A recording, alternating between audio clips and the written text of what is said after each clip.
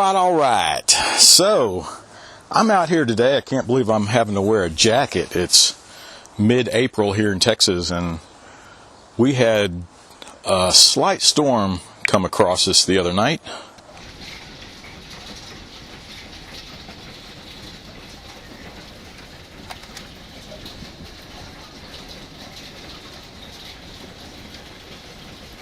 So I had to take a little break, but I'm out here now, and I guess what I'll show you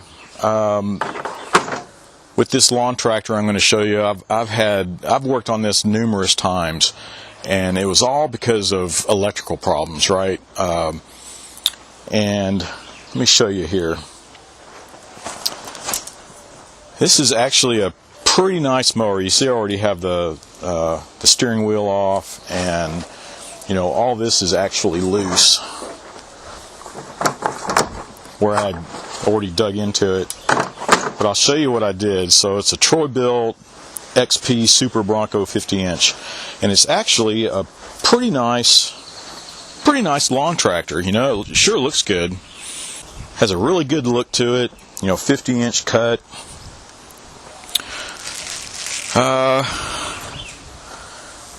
I mean, what can you say? It's just pretty nice. But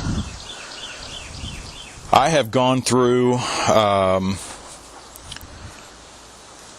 I said, electrical problems, and it was all in the switches, right? And I'll show you what I've done with the switches under here. So the brake is on, and here's the link to the brake. Well, the switch is up underneath, you know, mounted underneath this with the push button switch. That was out first. Was that first or second? Well, that was out. Over here, of course, you also have the seat switch. That had gone out. And up under here, well, I'm not going to take the battery out, but you can see, if you can see down in there, you can see the little white end of the switch there. That is for the rear. Yeah, see that moving there? So that's the rear safety switch, right? So that when you're moving along, you have to switch this over so that you can safely, you know, go in rear, whatever. So I have had to work on the seat switch, the brake switch under there a couple of times actually. And this time, when I got into it, and she was saying, yeah, this time there's just nothing, it just won't do anything, and she was getting pretty frustrated, and I was too. I mean, I've been working on this forever. I was thinking, well, you know, the way it looks, it could be either the ignition switch or maybe the solenoid, which is located under here. You take the battery off and get to it, and you can see the mounting point here and the little the tab to hold the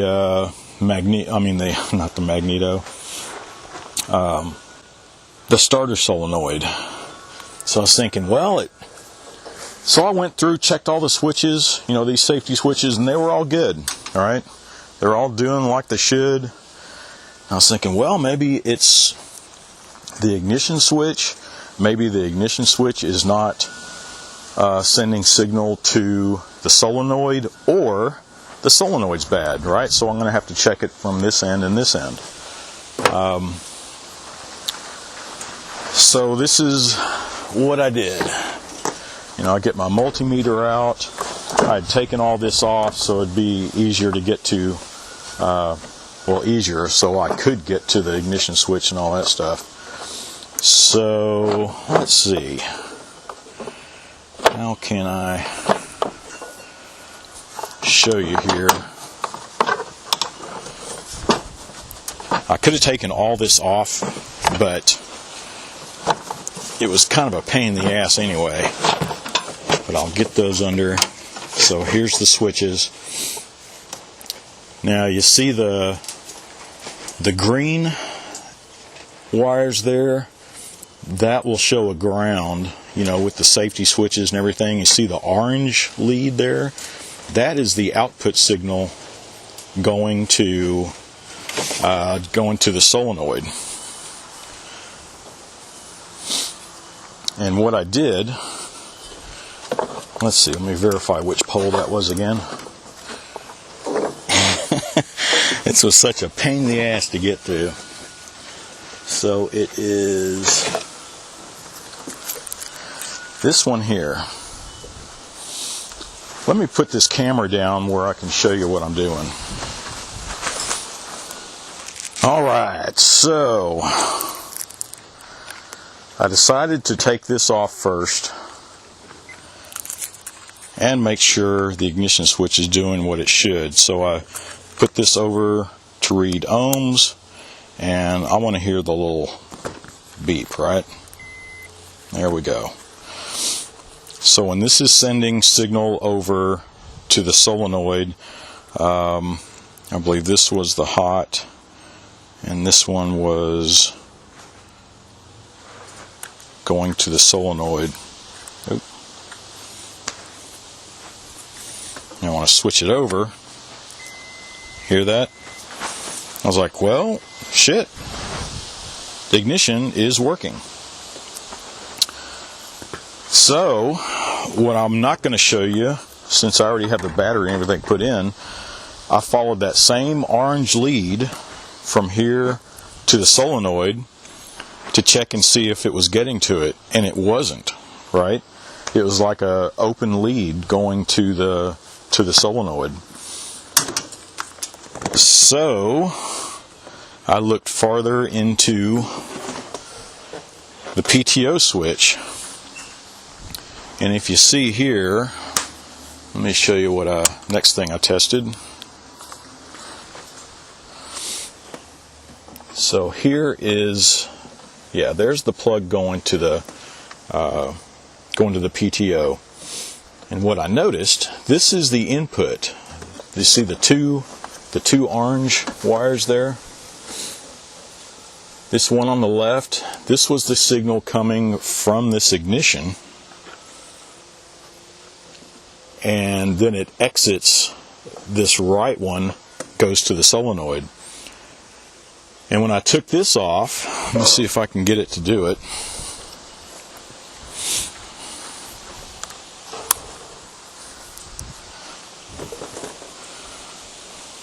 It would work sporadically, right? Yeah, see, right now it's working. But now I pull it out, you see how it's not working? Where it's an open circuit now.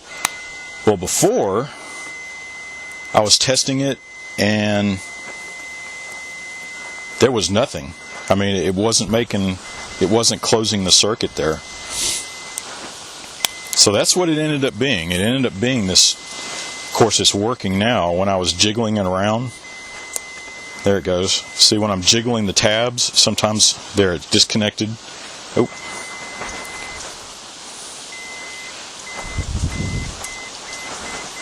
So it's something internal between these two poles.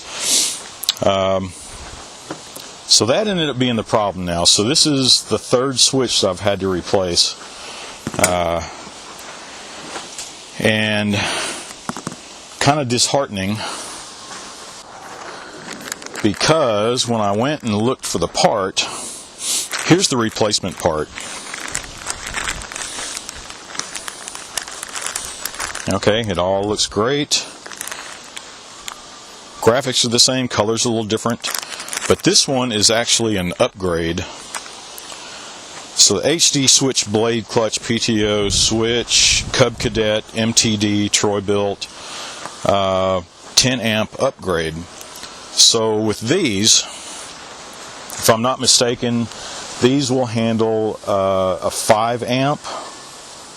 Does it say here? No, it doesn't show any spec on the casing here. But when I dug into it a little bit, I found out that these switches were going out. They're a 5 amp switch, but they're going out because of the engagement clutch under there. Sometimes they would start, the coil starting to go bad or whatever, and it would actually start pumping, needing more. It would go over the 5 amps, right? And then it would burn the switch.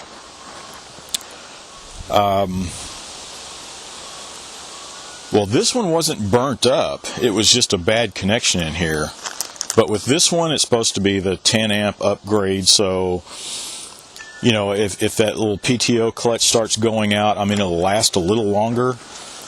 But nothing has addressed, you know, the internal workings on this. I mean, that I'm replacing it with this to fix a different problem, right? And it kind of, when I looked at the parts list and everything, a lot of the parts on this troy-bilt, especially these switches, they're interchangeable with Cub Cadets. You know, it's the same switch, same everything. A lot of these parts. I mean, it even has the Kohler engine on this one's the same.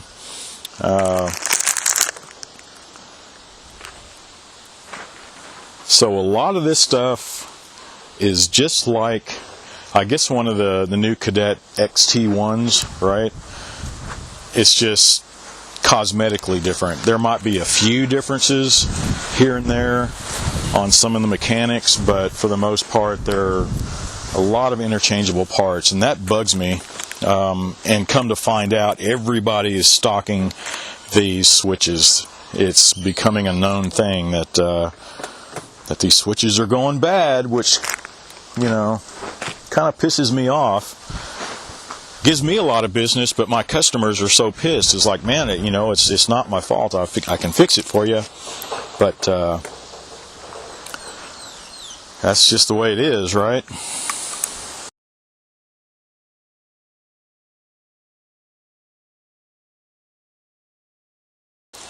Yeah, hopefully Cub Cadet and troy-bilt or, you know, MTD, matter of fact. I mean, hopefully they're not going to get a bad reputation out of this.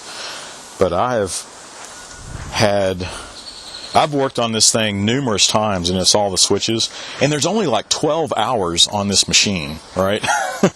12 hours. And she's ready to sell it off. You know, she's tired of messing with it. And I think she's going to go get a John Deere. So if anybody of you guys from MTD, whoever's calling the shots and making these parts, sourcing the parts, you better take notice. You're going to lose customers, you know. That's just my opinion, but, you know, I'm thinking along the same lines. I was kind of disappointed to see so many problems coming out of this troy-bilt. It's a good-looking tractor, has a lot of power, 24 horsepower, 50-inch cut. Should be doing the job, right? Kohler engine, but oh well. But that's the sequence of events that I did to troubleshoot this thing. First, I go through, check the safety switches, and the way I do that, you know, I'm checking the ground on it, and once I have all the switches it's on or open circuit, right? There shouldn't be that negative coming through there. Well, after I verified all that, then I started with the ignition switch, make sure the ignition switch is, you know, doing what it should, making all the connections through every post on the ignition switch. Then checked the solenoid, and I checked to make sure there's power getting to it. I just wanted to make sure that the ignition switch was sending the signal over to activate the solenoid. When it wasn't there, then I knew it was somewhere in between, and ended up being the PTO switch, right? That was in between there. So I'll be replacing this PTO switch. I'll put this thing back together and get it back to the customer. And I'll bet she's going to try to sell this thing off while it's running. She doesn't want to go through this again. So, all right, it's all put back together. Let's see if it cranks over. Let's see, there's Let's see how many hours. 11 hours. I thought it was 12. It was showing the voltage. 12.8. Look at that. 11.1 hours now. And I've worked on this thing multiple times. All switches. Alright, let's see if it'll crank.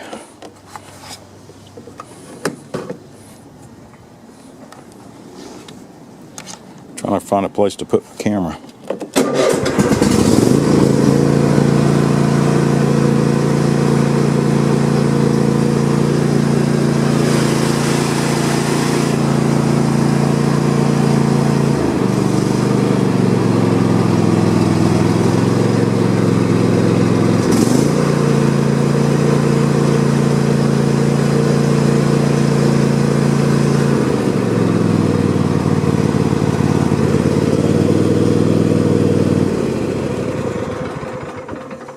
Oh well, that's just short and sweet. Hopefully it helps everybody. Once again, thanks for watching. Be sure to subscribe and watch for my next video.